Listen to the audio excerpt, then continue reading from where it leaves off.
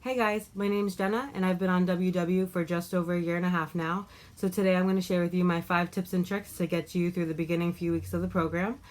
These are just things that have worked for me in my journey and still are some of the things I continue to implement today. My first tip is to drink a bunch of water. I always recommend carrying around a water bottle or a Starbucks cup, for instance, to amp up your water intake. I add Crystal Light to mine. There's all kinds of different alternatives out there with either artificial sweeteners or no sweeteners or natural sweeteners that can help you get a different flavor for your water. You can even do something as simple as adding fruit to your water to help you get those gallons in.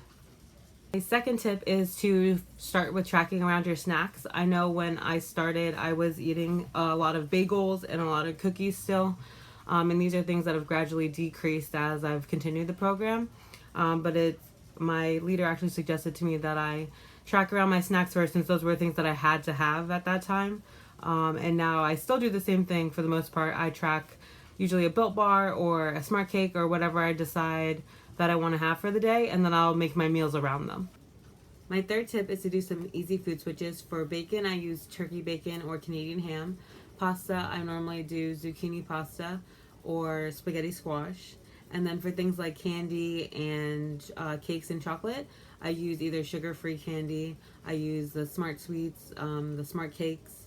I eat Built Bars, as you guys know. You see me constantly posting those on my Instagram page. So there's different options out there. It's all about the research and looking to find something that you want that can replace something that you feel like you want to try or have when you're having those cravings. Fruit is also a good substitute for those sugary things at first. When I first started, I was subbing out fruit for candy and Oreo cookies and things of that nature. Or what I was doing was just eating one of those and seeing if that would quench the craving. And then if I needed to have the full serving, I would just eat the full serving. One thing I do recommend with food switching is also going online and looking up different recipes, either WW friendly or not, and then altering the recipe to fit the points that you need for that day. So there's a bunch of ladies and gentlemen online that I follow on Instagram that have different recipes that are super Weight Watcher friendly in points, and I could post some of those down below for you. I'll post their handles below.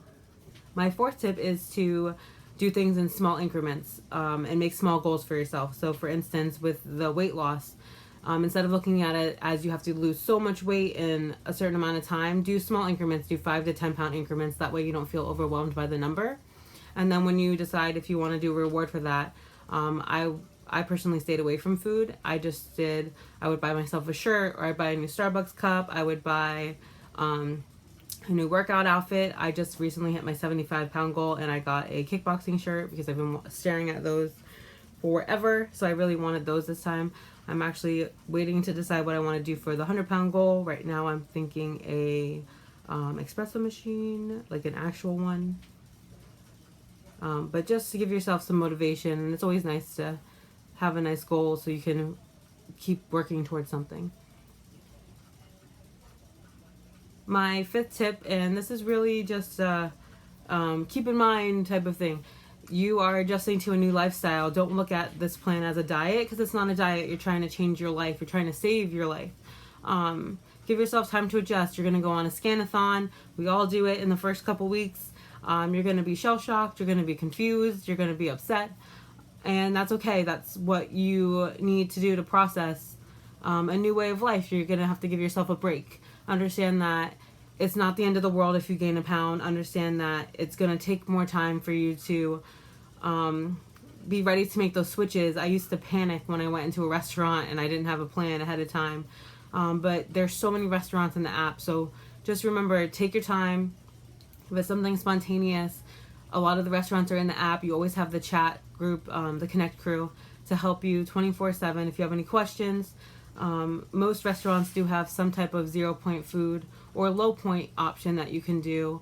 Maybe if you want a burger, get a salad.